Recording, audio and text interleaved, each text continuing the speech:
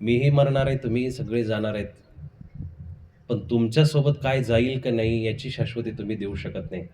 आम्ही आमची शाश्वती देऊ शकतो, की आम्ही 4 लोकांना धर्माला लावलं, धर्म सांगितला. म्हणून आमच्यासोबत थोडं तरी मुठभर तरी जाणार आहे. पण तुमच्यासोबत काय जाणार आहे हा प्रश्न तुम्ही तुमच्या मनाला विचारून पहा. तुम्ही तुमच्या मनाला विचारून पहा. नासका प्रपंच जाणार नाही दादा. सातबारे कोरे होऊन जातात. सातबारे 10व्याच्या दिवशीच मृत्यूपत्र लिहिलं जातं. गावामध्ये जाऊन दाखला घेतात पोरं आणि पोरं दाखला घेऊन लगेच आपलं नाव कसं 23व्या दिवशी लावता येईल, 25व्या दिवशी लावता येईल. पाटलांना अनुभव आहे या गोष्टीचा, की गावात असे ते वाद मिटवत असताना त्यांना अनुभव येतोच. गावगाडा चालत असताना ह्या नेते लोकांना, मंडळींना अनुभव असतो, की गावातले असे बरेचसे संघर्ष मिटवत असताना घटना घडतात. 10व्याच्या दिवशी मृत्यूचे दाखले काढणारे लोक आहेत आणि कसं आपलं नाव लावता येईल. अहो, ते आत्ताच आपल्याच नाशिक जिल्ह्यातली एक क्लिप व्हायरल झाली होती, की 5-6 बहिणी आणि 2-4 भाऊ मिळून त्यांनी कोर्टाच्या समोर, कचेरीच्या समोर, पोलिसांसमोर हाणामाऱ्या केल्या. कोण कोणाचे केस ओढतंय, कोण कोणाचे कपडे ओढतंय. हे तिथं प्रॉपर्टीचे वाद नाही गेले आई. हे वाद तिथं प्रॉपर्टीचे म्हणून नाही गेले, संपत्तीचे म्हणून नाही गेले. हे तुम्ही न केलेले संस्कार तिथं गेलेले. तुम्ही आई वडिलांची जी भूमिका असते, पालकाची जी भूमिका असते, ती भूमिका तिथपर्यंत पोहोचली. तो संदेश कुळाचा गेला, घराचा गेला, तुमच्या परिवाराचा गेला, तुमच्या संस्कृतीचा गेला, संस्काराचा गेला. अशी जर अपत्य तिकडे जात असतील आणि अशा पद्धतीनं जर आपल्या नंतर आपली लेकरं जर आपसामध्ये भांडत असतील, तर मला वाटतं ज्या दिवशी जायचं किंवा 8 दिवस 15 दिवस कधीतरी चाहूल लागली ना आपण जाणार आहेत, त्याच्या अगोदरच ते फुकून टाका, दान करून टाका, धर्म करून टाका. पूत सपुत्तो काहे को धनसंचय, पूत कपुत्तो काहे को धनसंचय. पोरं जर चांगली असतील तर धनसंचय करायची गरज नाहीये. काय करायची गरज आहे? चांगली असतील तर आपल्या पण कमवतील. लहानपणी पोरग 2-4 महिन्याचा असताना, वर्षाचा असताना आई मरून जाते, बाप मरून जाते, तरी ते वाढतं की नाही? मोठं होतं, काहीतरी तहसीलदार होतं, नायब होतं, काहीतरी कलेक्टर होतं, कमवतं.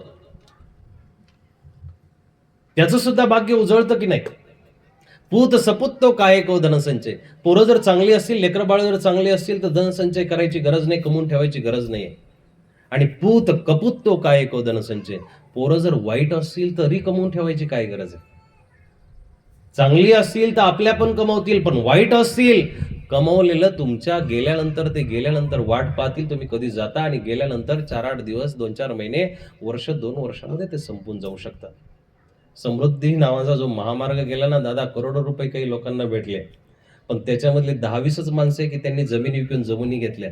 पण त्यातले बाकीचे 90% जे लोक आहे ना, त्यांनी जमिनीवरती जे पैसे भेटले त्या जमिनीच्या पैशांमध्ये ढाबे बांधले किंवा गाड्या घेतल्या, बंगले बांधले आणि ढाब्यावरती जाऊ जाऊ वर्षभरामध्ये, 2 वर्षामध्ये त्या प्रॉपर्ट्या संपवल्या आणि तिथंच त्या पेट्रोल पंपावरती मॅनेजर म्हणून म्हणा, तिथंच पेट्रोल भरायला कामं करायला तीच माणसं लागलेली. काय त्या संपत्तीला अर्थ आहे? ही समज कमी झालेली आहे. ही समजदारी नसल्या कारणानं ह्या घटना घडतायत. म्हणून वाढलं पाहिजे. काय वाढलं पाहिजे? सातबाऱ्यावरची नावं वाढली पाहिजे का कमी झाली पाहिजे? जमीन क्षेत्र वाढलं पाहिजे का कमी झालं पाहिजे? वाद वाढले पाहिजे की कमी झाले पाहिजे? हा तुम्ही प्रश्न तुम्हाला मी सांगतोय, त्याच्यातून तुम्ही निवडा काय निवडायचं तुम्हाला.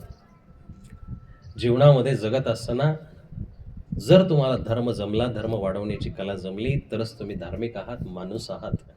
नाही तर ह्या प्रपंचामध्ये तुम्ही फक्त एरझारे मारायसाठी आले हे सिद्ध करून तुम्ही जाताय. एरझारे मारू नका. एरझारे अनंत काळापासून मारले. सतयुगामध्ये सुद्धा आपण जन्माला आलो, कृतयुगामध्ये जन्माला आलो, त्रेतायुगामध्ये जन्माला आलो, द्वापार युगामध्ये जन्माला आलो, आता कलियुगामध्ये जन्माला आलो. आणि कलियुगामध्ये सुद्धा 100 वर्षाच्या आयुष्यामध्ये आपल्याला सगळं काही करायची इच्छा आहे. काहीच होत नसतं. चांगलं वागा, सगळं काही इथंच आहे, सगळं काही इथंच आहे. आता लोकांनी कुंभमेळ्याला गर्दी केली होती, इतकी प्रचंड गर्दी केली होती, हजारो करोडो माणसं तिथं गेले. तिथं याच्यासाठी गेले का 144 वर्षांनी हा संगम आला आणि पाप धुतल्या जाईल म्हणून गेले. पण गंमत अशी आहे दादा, आई, त्या गंगेचाच पुत्र भीष्म होते. भीष्म पितामह त्या गंगेचे पुत्र होते. पण पाप चुकीचं काहीतरी पूर्वजन्मामध्ये घडलं होतं आणि ते पाप हजारो पटीनं व्याजाच्या रूपामध्ये परत आलं. आणि परत आल्यानंतर त्या बाणाच्या शय्येवरती त्याला झोपावं लागलं. हजारो बाण वरून आहे, हजारो बाण खालून आहे. गंगेचा पुत्र ज्याची आई पाप विनाशिनी आहे, पाप नासणारी आहे, त्या गंगेच्या पोटच्या पोराला सुद्धा शेवटी पाप आणि कर्म भोगावे लागले. तुम्ही आम्ही काय कुठले लागून गेले हो? तुम्ही आम्ही काय? तुमचं कशाने धुतल्या जाणार आहे आणि आमचं कशाने धुतल्या जाणार आहे? शेवटी सत्कर्म जर केली तरच तुमची कर्म चांगल्या रूपामध्ये उगवतील. वाईट कर्म, बीज बोये बबुल का आम कहासे काय, बाभळी लावल्यानंतर त्याला आंबे कधी लागणार नाही. आंब्याचं झाड दारातोंडी लावा, ते 5 वर्षांनी 10 वर्षांनी आंबेच देईल. पण बाभळीचं झाड जर उगवलं तर ते महिना 2 महिन्याचं जरी झालं तरी त्याचा छोटासा काटा टोचू शकतो. पाप पापच आहे, पुण्य पुण्यच आहे. मी मगाशी सांगितलं की डावा हात डावा आहे, उजवा उजवा आहे. पुण्य केलं पुण्याची जागा प्राप्त होईल, पाप केलं पापाची जागा प्राप्त होईल. म्हणून श्रीमंत माणसाची 4 लक्षणं आहे. श्रीमंत व्हा तुम्ही भौतिक रूपाने, तुम्हाला प्रपंच दाखवावं लागेल. पुरुषार्थच लक्षण आहे ते. पुरुषार्थ करत असताना सगळ्या गोष्टी आपल्याला कराव्याच लागतील. भौतिक रूपाने आपल्याला संपन्नता दाखवावीच लागेल. पण त्याही सोबत आपल्याला नीतिमत्तेचा प्रपंच जमला पाहिजे. हे वाढ होणं गरजेचं आहे. नीतिमत्तेचा प्रपंच जर जमला ना, आणि भाग्यातलं असलं कुठेही जात नाही साहेब. भाऊ, भाग्यात जर तुमच्या असेल कुठेही जात नाही. 14 वर्षाचा वनवास बघून राजा रामचंद्र राजाच झाले. 14 वर्ष वनवासात गेल्यानंतर तिकडे निर्णय बदलायला पाहिजे होते. काहीतरी भाग्य जर खराब असतं म्हणता तर एकही माणूस सोबत नव्हतं तरी हजारोची सेना जमवली आणि एवढ्या मोठ्या रावणावरती चालून गेले. कपाळावरती जे ब्रह्म्याचं अक्षर आणि सटवीची जी रेष आहे ना, ती कधी पुसल्या जात नाही. आई, तिचे टाक पडलेले ना, भाग्यात असेल लोक ताटातलं उडवून घेऊ शकतात, भाग्यातलं कुणाला ओढता येत नाही. आपल्या भाग्यावरती विश्वास ठेवा. आणि भाग्य त्याच माणसाचं उजळतं की ज्याच्याकडे सात्विकता आहे, ज्याच्याकडे धर्म आहे, ज्याच्याकडे नीतिमत्ता आहे, ज्याच्याकडे दान पुण्य करण्याची भावना आहे, सात्विकता आहे. दानम दमश्च यज्ञश्च, 3 शब्द मी तुम्हाला सांगितले की दान जो करतो त्याचं भाग्य उजळतं. दमष्ट म्हणजे तो कामाला, क्रोधाला, लोभाला दमन करतो, थांबवतो, आतमध्ये लोटतो. लोभ म्हणजे काय? जे भेटले त्याच्यामध्ये असमाधानी असतं आणि जे भेटत नाही त्याच्या पाठीमागे पळत राहणे. वेळही इतकी चांगली असते ना, वेळेला सगळं काळाच्या हातामध्ये सगळ्या सत्ता आहेत.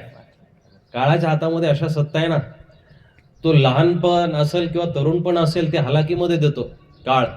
आणि त्या हलाखीच्या काळामध्ये माणसं कमवायचा प्रयत्न करतात, हजारो कोटी रुपये प्रपंच गोळा करतात आणि इतका गोळा करतात आणि विचार करतात की आता मस्तपैकी 50, 55, 60चं झालं की निवांत खाता येईल, निवांत बसता येईल, चोपाळ्यावरती झुलत बसता येईल, गाडीमध्ये फिरता येईल. पण 50, 55चा झाला, आता भरपूर पैसे झाले, आता भरपूर साधनं झाली, पण त्याच वेळेस एखादा अटॅक येतो, त्याच वेळेस एखादा पॅरालिसिसचा झटका येतो, त्याच वेळेस असं बीपी शुगरच्या गोळ्या सुरू होऊन जातात. आता साखरही बंद. ज्यांनी 25व्या वर्षामध्ये काजू कतली खाण्यासाठी पैसे कमवले पण खाली नाही, ज्यांनी गुलाबजाम टाळले की आता मस्तपैकी आपण पैसे कमवून नंतर खाऊ, पण त्याला नंतर जेव्हा खायचे तेव्हा जर आजार लागला तेव्हा काय खाता येणार? 95व्या वर्षी जेव्हा त्यांनी पैसा तर कमवलेला आहे पण आता खाता येणार नाही, म्हणून दात आहेत पण चणे नाहीये. जेव्हा चणे होते तेव्हा दात नव्हते आणि जेव्हा चणे भेटले तेव्हा दात नाही. ही काळाची रीती आहे. काळ जितका खेळतो ना माणसाशी, तितकं ह्या जगामध्ये कोणीच खेळू शकत नाही. म्हणून जर घाबरायचं असेल तर काळाला घाबरा, देवाला घाबरा. देवाच्या काठीचा कधी आवाज होत नाही दादा, चुकीचं वागू नका.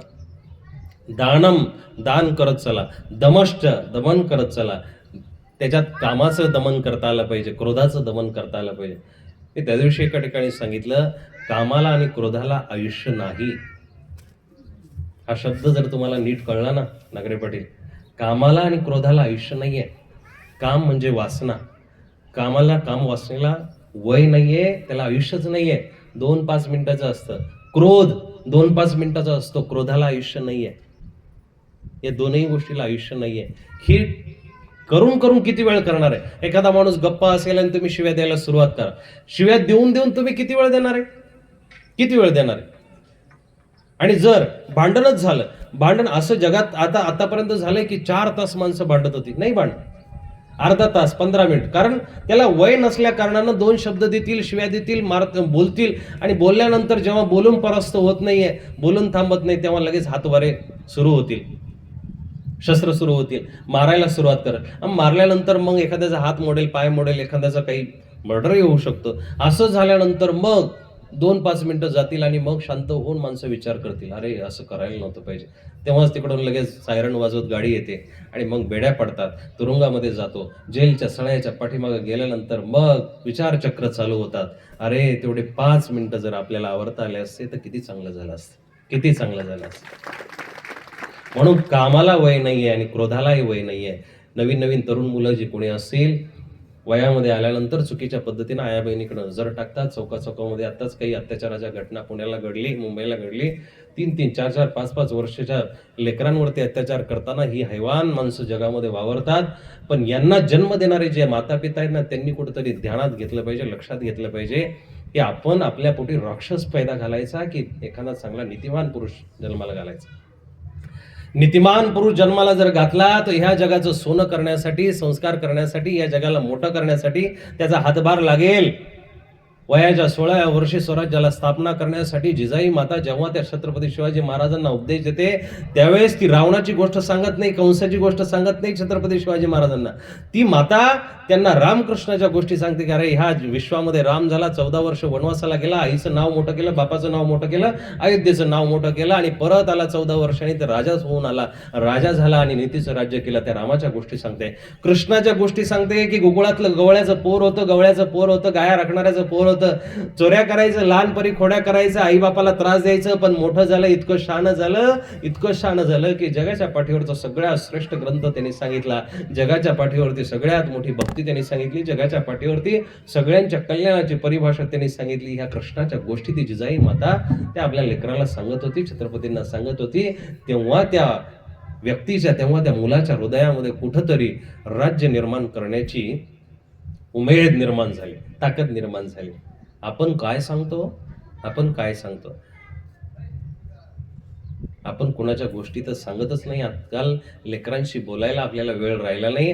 आपण पटकन ते पोरगं रडायला लागलं की आपण त्याला मोबाईल देतो, बाळा रील पाहत बस, व्हिडिओ पाहत बस, गेम खेळत बस आणि ते मोबाईलच्या नादामध्ये तेही पोरगं त्याच्यामध्ये व्यग्र होऊन जातं आणि आपणही आपली कामं करतो. आई 2 कामं सोडा. कोणी नवतरुणी विवाहिता बसलेल्या असतील, ज्यांची लेकरं लहान असतील तर त्यांना मी सांगू इच्छितो, 2 कामं सोडा. एखाद्याची सेवा होत नसेल, पोरगं 5 वर्षाचं जोपर्यंत आहे ना तोपर्यंत 2-4 कामं कमी करा, पण त्या लेकराला आई म्हणून तुम्ही त्याचं संगोपन करा आणि आई म्हणून त्याला संस्कार द्या. तेव्हाच ते पोरगं 5-10 वर्षांनी, 15 वर्षांनी जेव्हा मोठं होईल ना, तेव्हा तुमचं कुठंतरी नाव कमवेल, दिवा जळत ठेवेल. नाहीतर जर 5-10 वर्षापर्यंत पोरावरती जर तुम्ही संस्कार व्यवस्थित केले नाही तर 20व्या वर्षीच तुमच्या सगळ्या कुळाचा, तुमच्या सगळ्या नावाचा बट्ट्याबोळ करून दिवा विझून टाकू शकतो. अवघड आहे. जगामध्ये चांगला माणूस निर्माण करणं आणि चांगला माणूस तयार करणं खूप अवघड आहे. पण तुम्ही मानव संप्रदायाचे म्हणा, वारकरी संप्रदायाचे पाईक असल्या कारणानं तुम्ही नक्कीच आपल्या लेकरांना चांगले संस्कार द्याल ही अपेक्षा आहे. चांगले संस्कार द्या. लहान लेकराच्या हातामध्ये जेव्हा मोबाईल देता तेव्हा त्या लेकराला काय कळतं, समोरची व्यक्ती कशाही पद्धतीनं आज तुम्ही मोबाईल बघताय, कशाही पद्धतीचे नको ते व्हिडिओ त्याच्यामध्ये टाकल्या जातात, नको त्या वस्तू त्याच्यामध्ये टाकल्या जातात आणि मग ते लहान लेकरू बघतं. लहान लेकराला ती गोष्ट कळत नाही, पण जेव्हा कळायला लागते ना तेव्हा त्या चित्रामधली जी स्त्री आहे आणि समोर उभी असलेली स्त्री, मग आई असेल, बहीण असेल, ती त्याच्या नजरेमध्ये येते आणि कुदृष्टी त्या व्यक्तीवरती फिरते आणि नको त्या गोष्टी घरामध्ये घडतात. म्हणून लहान लेकरांकडे मोबाईल द्यायची गरजच नाहीये. प्रबोधनही महत्वाचं आहे. धर्माची माळ द्या ना त्याच्या हातामध्ये. त्या पोराला विशेष करायला शिकवा, त्या पोराला देवपूजा करायला शिकवा, त्या पोराला ग्रंथ धरायला शिकवा, त्या पोराला दंडोत करायला शिकवा, त्या पोराला पायी मंदिरामध्ये आणायला शिकवा. जुनी माणसं जेव्हा जुने आजोबा असायचे ते खांद्यावरती त्या लेकराला घ्यायचे, मंदिरात जायचे, मंदिरात त्या पोराला घंटा वाजवायला लागायचे आणि त्या पोराला सुद्धा दररोजची घंटा वाजवायला भेटायची. म्हणून तेही बाबा जेव्हा मंदिरात निघाले तेव्हा हट्ट करायचं, मंदिरात जायचं आणि मग ते पोरगं 20-25 वर्षाचं झालं, आपल्या कामामध्ये व्यस्त झालं की त्या मंदिराच्या जवळून जात येत असताना नेहमी त्या मंदिरामध्ये याच्याकरता जायचं की माझा आजा जात होता, माझा बाप जात होता, माझा आजा या मंदिरामध्ये मला घेऊन मंदिराची घंटा वाजवायला लागायचा, देवाच्या पाया पडायला लावायचे. तर मलाही आता या मंदिरामध्ये गेलं पाहिजे, मलाही या मठामध्ये, आश्रमामध्ये गेलं पाहिजे. हे पोराचे संस्कार आपल्या पण तिकडे वळायचे, आपल्या पण पळायचे. लहानपणापासून जर कुठलं काही चुकीचं खाल्लं नसेल, पिलं नसेल, जीव वाटलेला नसेल, मोठ्यापणी ते पोरगा जीव वाटताना, काहीतरी चुकीचं खाताना विचार करेल की नाही? लहानपणापासून संस्कार खूप महत्वाचे आहे. म्हणून आजच्या या वर्धापन दिनाच्या निमित्ताने काय काय वाढलं पाहिजे हो? अशा पद्धतीनं धर्म वाढला पाहिजे. प्रपंच जरूर वाढवा तुमचा, प्रपंच जरूर वाढवा, पण त्याही सोबत आपल्या लेकरांवरचे संस्कार वाढवा. श्रीमंत माणसाची 4 लक्षणं आहे. पहिला, धन निरोगी काया. सुंदर शरीर देवाने दिलेले ना, त्याला निरोगी ठेवा. त्याला जर रोगी केलं असेल, व्यसनांमध्ये तुम्ही स्वतःला गुरफटवून घेत असाल, चुकीचं खात असाल, पित असाल, लक्ष ठेवा. आज शरीरातली ताकद थोडीशी चांगली म्हणून बरं वाटेल, योग्य वाटेल, पण एकदा का शरीर विकलांग झालं, अधू झालं, एकदा का शरीर थोडंसं कमजोर झालं, मग याची गोळी खावी लागेल, त्याची गोळी खावी लागेल, याचं इंजेक्शन, त्याचं इंजेक्शन, हाडांमधला आवाज, याचा आवाज, त्याचा आवाज, कॅल्शियम संपलं, व्हिटॅमिन संपलं, ई संपलं, डी संपलं, काय काय घ्यावं लागतं. रोगाला शरीर देण्यासाठी तुम्हाला देवाने शरीर दिलेलं नाही. आणि बघा, बाहेरून एखादी गोष्ट तुम्ही विचार करत असाल, खात पित असाल, त्याचा आजार नंतर होईल, पण मनाला जर तुम्ही खात असाल ना, मनाला मन जर खात असेल तर त्याचा आजार लवकर होत असतो. एखाद्याला विष घेऊन जर मरायचं असेल तर बाबा, विष घेऊन मरू नको, फक्त 1 महिना चिंता कर, 1 महिना टेन्शन घे, आपल्या आपण अन्न पाणी सोडून देशील. एवढं मन मनाचं वैरी आहे, एवढं मन मनाचं वाईट आहे. म्हणून पहिलं जर निरोगी शरीर तुम्ही जर ठेवलं तरच ते निरोगी शरीर देवाच्या कामाचं आहे, मंदिराच्या कामाचं आहे. रोग लागल्यावरती डॉक्टरकडे जाणारी माणसं भरपूर आहे, देवाकडे जाणारी माणसं भरपूर आहे, पण निरोगी आहे आणि ईश्वराने आपल्याला दिलंय म्हणून धन्यवाद करणारी माणसं या जगामध्ये कमी आहे. म्हणून देवाचा धन्यवाद करण्यासाठी निरोगी शरीर ठेवा. पहिला, धन निरोगी काया, श्रीमंत माणसाचं लक्षण आहे. दुसरा, धन जेब में माया. नुसतं निरोगी असून काही कामाचं नाहीये. फाटके कपडे, फाटकं लुगडे, अंगावरती फुटका मनी नाहीये, त्याही माणसाला श्रीमंत म्हणता येणार नाही. श्रीमंत माणूस तोच आहे की ज्याचं शरीर निरोगी आहे. दुसरं म्हणजे जेब में माया. थोडीफार माया जवळ असली पाहिजे, प्रपंच असला पाहिजे, पैसा पाणी असला पाहिजे, तर लोक राम राम शामशाम दंडवत करतील, नमस्कार करतील. नाही तर ज्याच्याकडे काही नाही आहे, दिसायला सुंदर आहे, दिसायला व्यवस्थित आहे, त्याला कोण विचारतो आजच्या जगामध्ये. आजच्या जगामध्ये दादा, निर्धन गिरे पहाड से हाल पूछे न कोय, अमीर को काटा लगे सारा गाव एकत्र होय. निर्धन म्हणजे एखादा गरीब माणूस डोंगरावरून जर पडला, हातपाय गुडघे फुटले त्याचे, तर त्याला विचारायला कोणी येत नाही.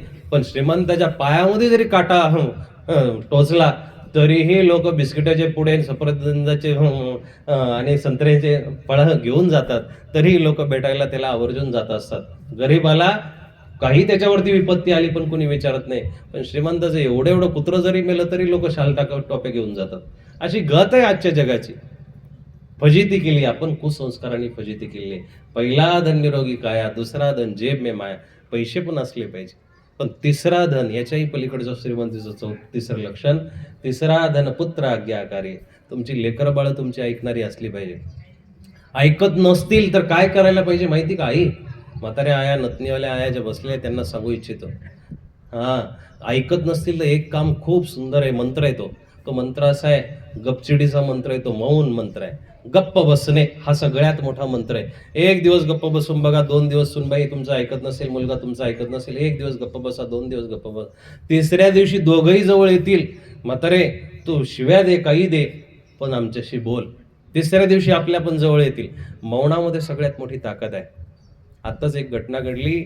एका बाईचा पती खूप सिगरेट प्यायचा आणि ते बाथरूममध्ये पडलेले असायचे.